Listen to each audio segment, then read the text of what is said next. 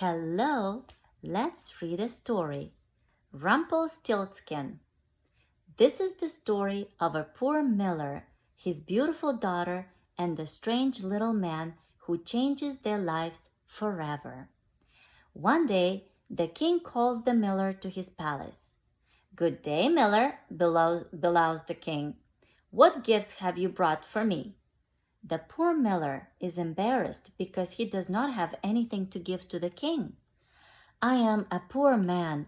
I have only my work and my wonderful daughter," the miller says.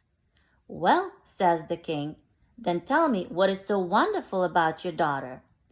The miller's daughter is a kind and lovely young lady, but that alone is not enough to impress the king.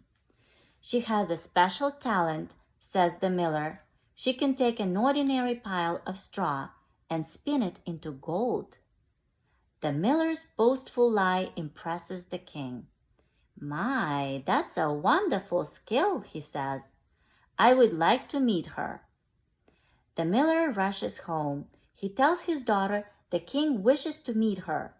She is excited to meet the king, but does not understand why he wants to meet her.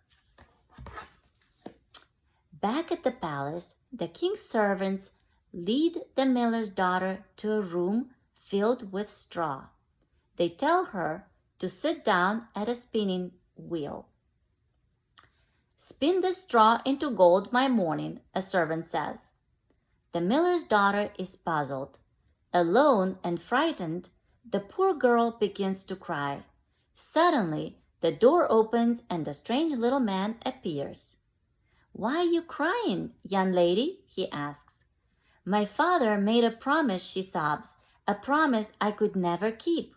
I know how to spin wool, but how do I spin straw into gold?" "That's easy," says the little man.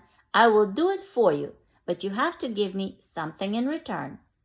The miller's daughter has nothing but a necklace and a ring from her mother.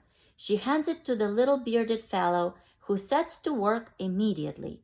He spins the piles of straw into brilliant spools of gold, and before morning he is gone. The next morning, the king is delighted to see all the spools of gold stacked into the little room. "Very good," he says to the miller's daughter. "Your father was right. You are very talented."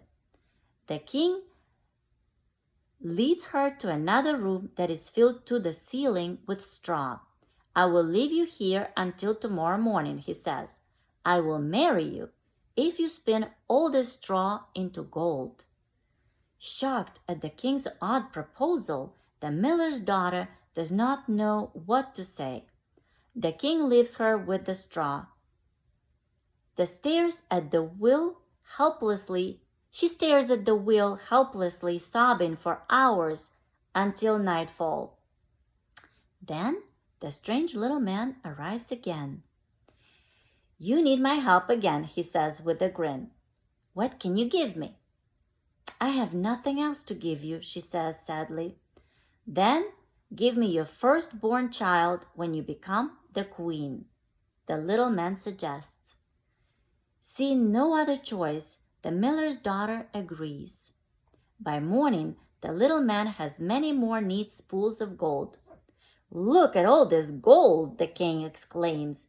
"You are a very special young lady."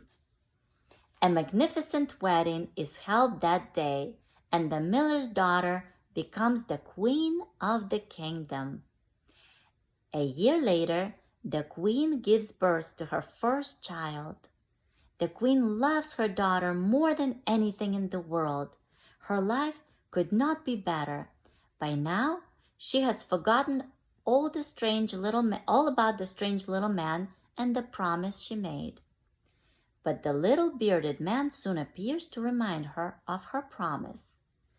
"I cannot give you my child," the queen protests. "Take anything else, please, but do not take my baby." "A promise is a promise," the little man says, "but I see how much you love your daughter, so I will give you another chance." The little man makes a deal with the queen. if she can guess his name within 3 days, he will allow her to keep her baby.